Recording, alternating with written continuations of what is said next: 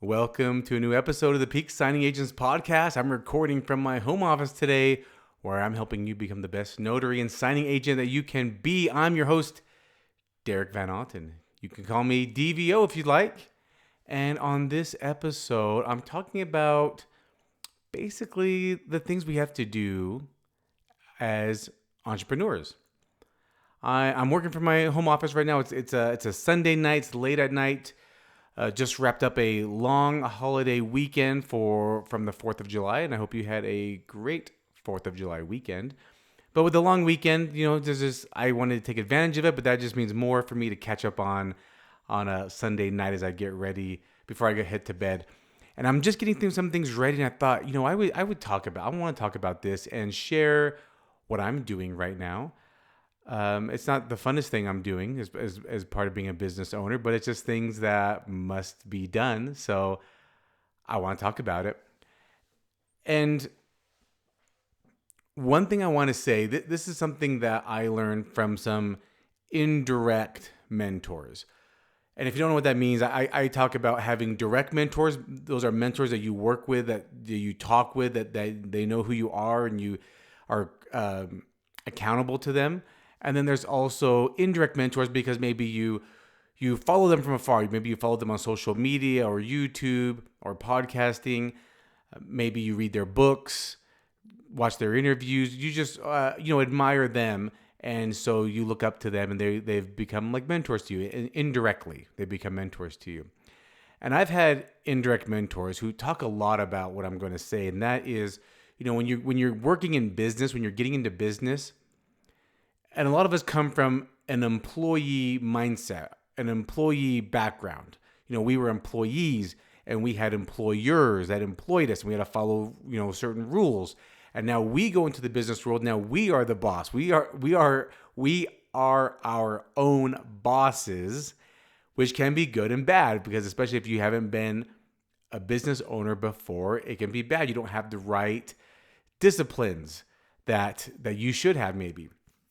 And so I had a lot of indirect mentors that would say, treat this like a business, treat this as the business owner, but continue to work it as an employee. Because I think a lot of people like the idea of business ownership and they like the idea of starting a business and running a business and having a profitable, successful business one day. And they want to jump to the best parts of it, which are maybe you don't have to work as hard. Maybe you don't have to work as much. Maybe you get to have a lot more income coming in. And they want to start working this right away and living to that lifestyle right away. And it's like, wait, pump the brakes a little bit. You're just getting started. There's a lot more work that has to go into just getting this off the ground. You have to start getting momentum. And it takes a lot of work building up that momentum and that clientele and just to get the ball rolling. So you want to treat this like a business, but still work it as an employee. So you're still in the grind. You're still out printing documents. You're out driving. You're out in the month-end hustle. You're still out dealing with people with questions and not wanting to sign. And they have lots of different scenarios that pop up, traffic, and you're late. Anyway, as you know, as you get into this, a lot of different things can happen. Every day is a new adventure, every single day, which makes it fun. But I'm down here in my office working all alone, and it's late at night. My family's getting ready for bed, and I'm just getting started to work to catch up from the holiday weekend. But, these are some things that I thought I'm doing, and I thought, let me share with you all some of the things that I'm doing and some things that I want to remind you all that you should be doing as business owners. Well, I have some good and bad news in my business. Some good news is, let's start with the bad news because I always like to end on a positive note. Bad news is I was late for my taxes, got my taxes done.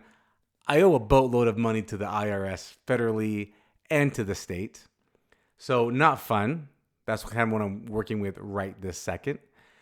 On a positive note, though, my signing service just became Fidelity approved, which I'm super excited about. It took me a long time to get through this process.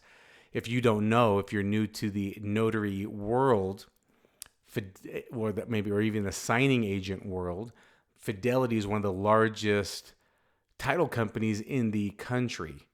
They own BankServe. BankServe is a signing service platform that Fidelity had bought out. And they are encouraged to use that platform to find notaries. I have a lot of clients that are Fidelity, and now they help me get my signing service approved. I have always been approved to be a Fidelity notary, but now my signing service is, and I'm super excited for that. Well, with both scenarios I just told you comes a lot of work with both scenarios. So I thought, let me share with you some things I go through as a signing service owner, as a business owner, someone who makes multiple six figures a year as a signing service. And I want to share that with you because maybe you want to become a successful business owner. You want to become a successful signing service. You want to just be a successful signing agent or notary. That's fine.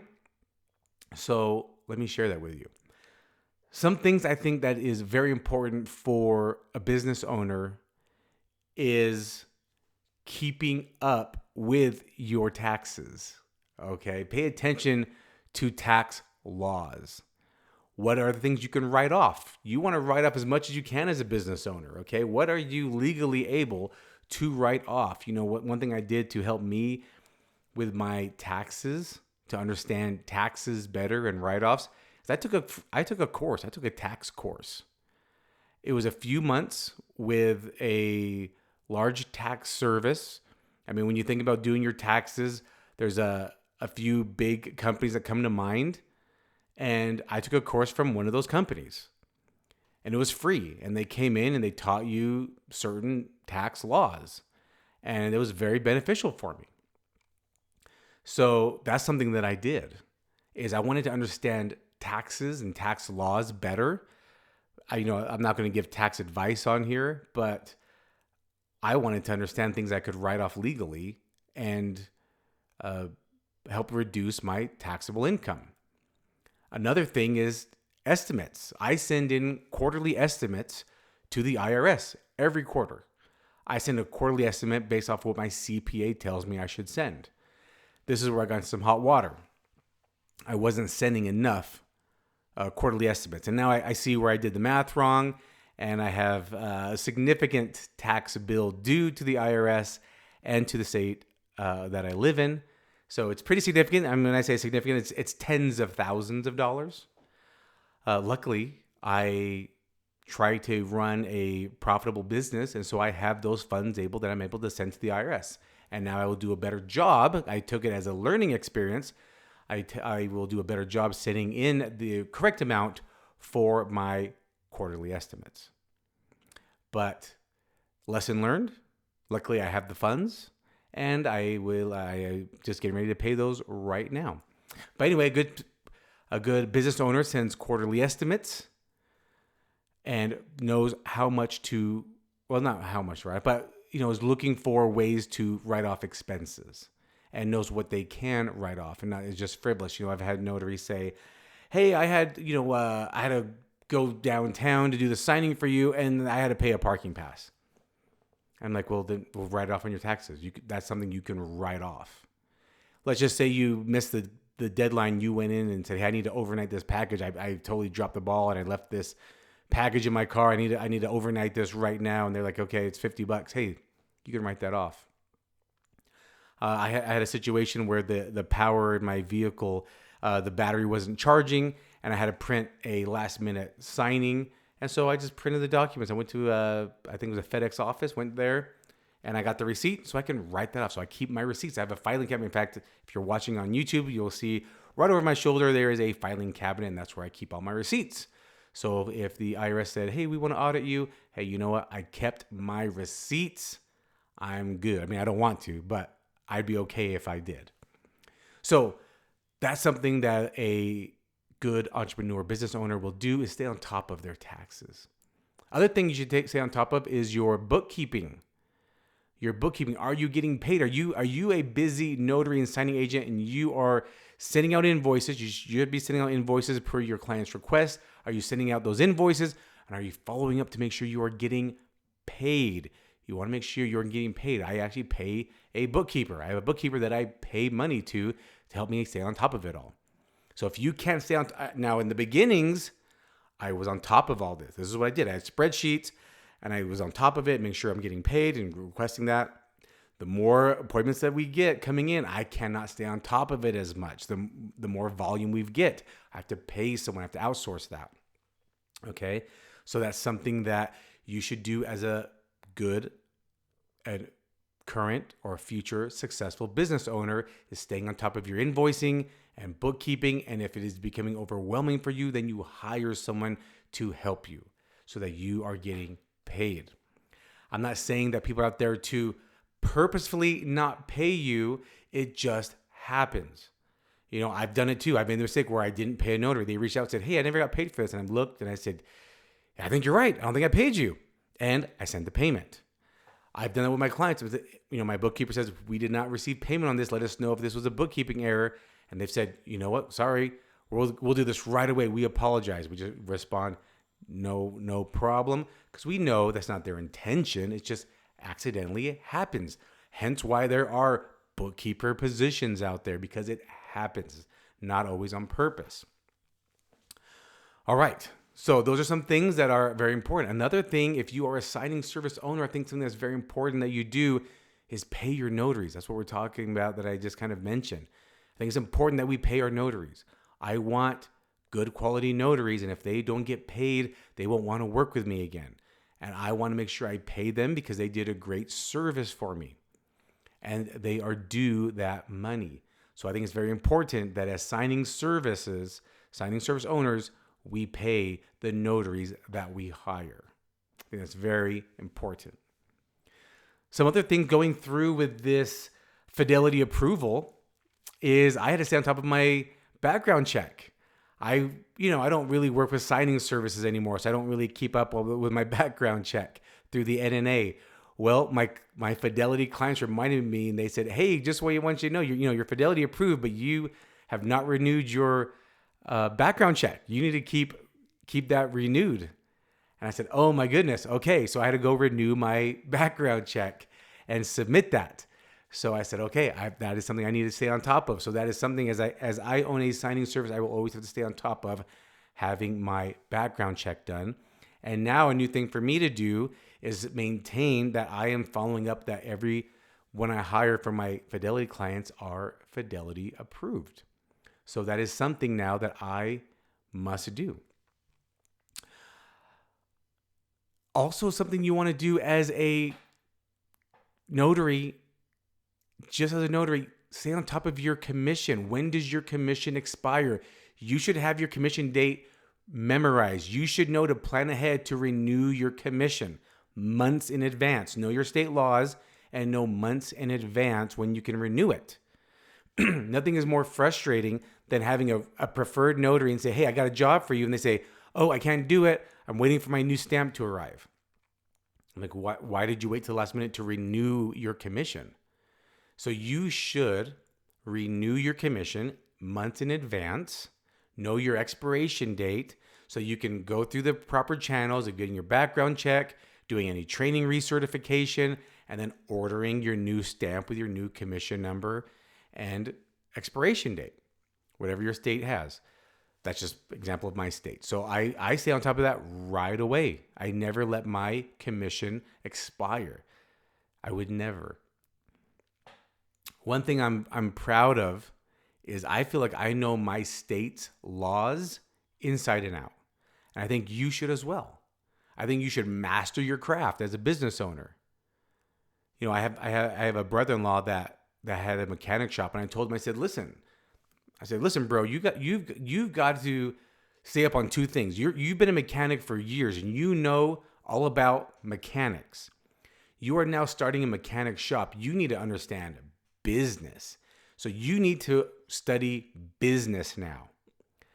As a business owner, I believe you need to master your craft in that whatever craft you're in our example, notary laws, being a notary public, identifying people, noticing fraud, potential fraud, understanding mortgage documents, if you're going to be a signing agent.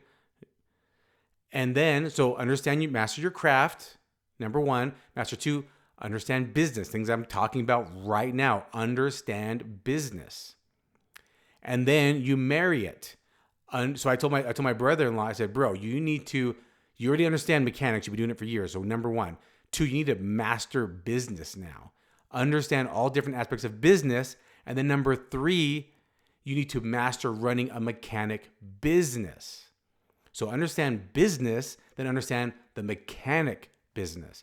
So in our world, you need to, number one, understand notary laws and being a notary public, number one.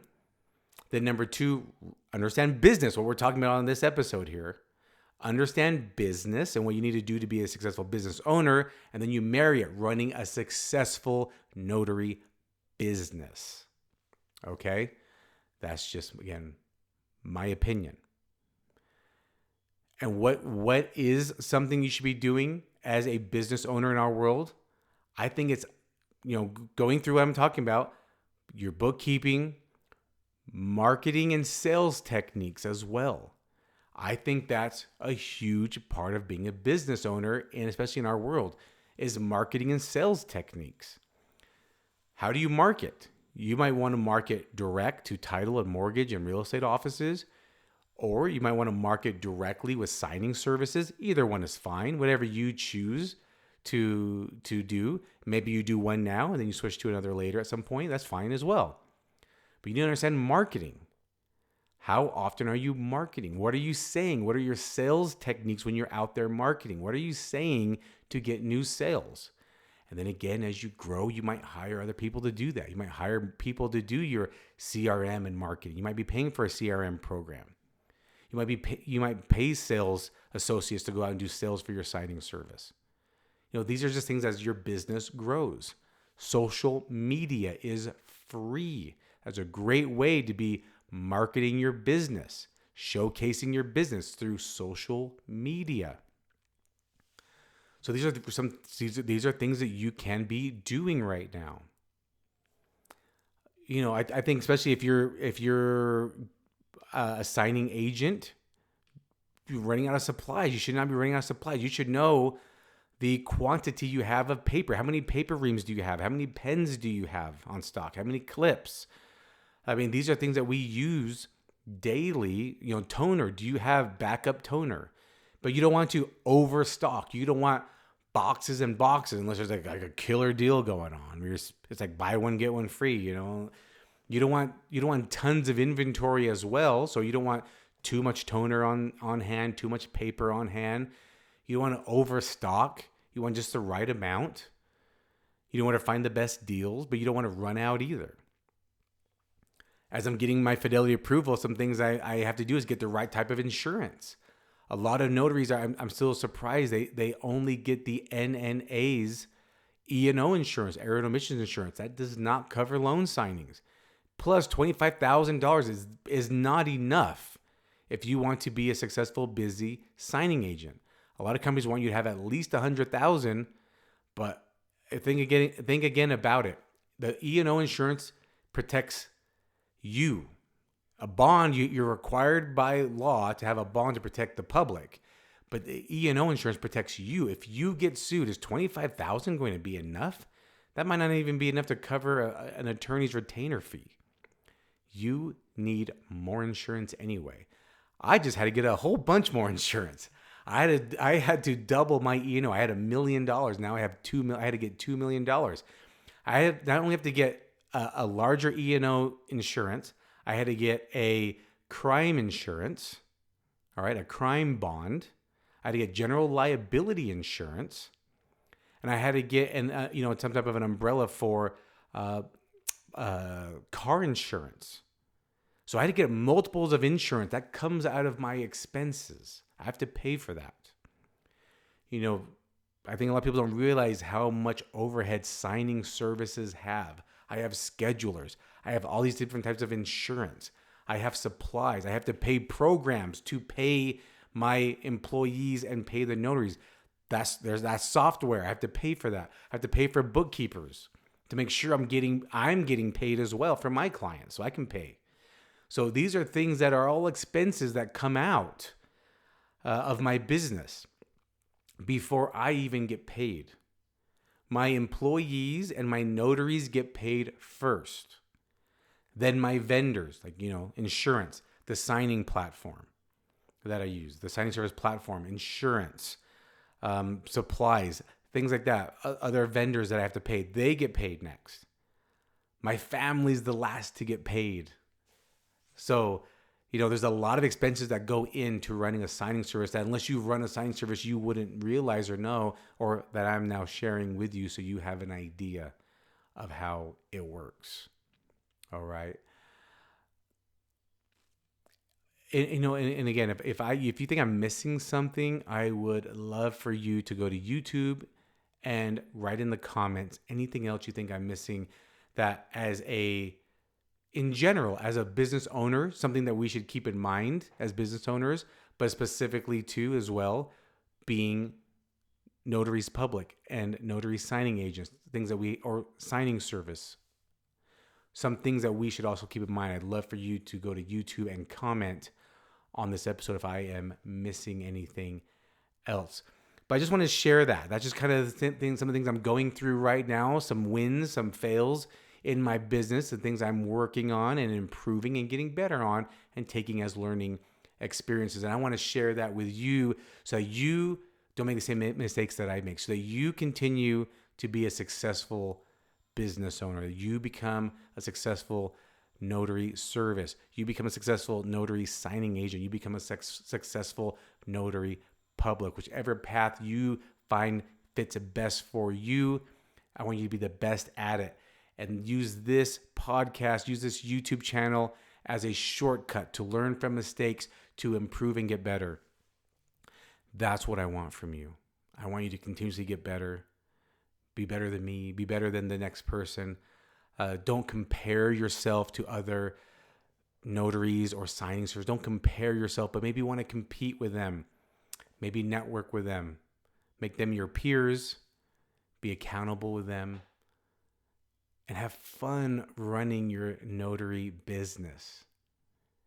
And if you find any value in what the things that I'm saying or helping you with, please feel free to subscribe and follow on either YouTube or any podcast platform. And again, please share it with anyone else that can benefit. I make these content and videos and podcasts for you so that you can continue to always get better, because I know how great of a person you are, how great of a business owner you are, and that you're always trying to get better. And you know what? I admire that in you. I admire that you're always trying to be better.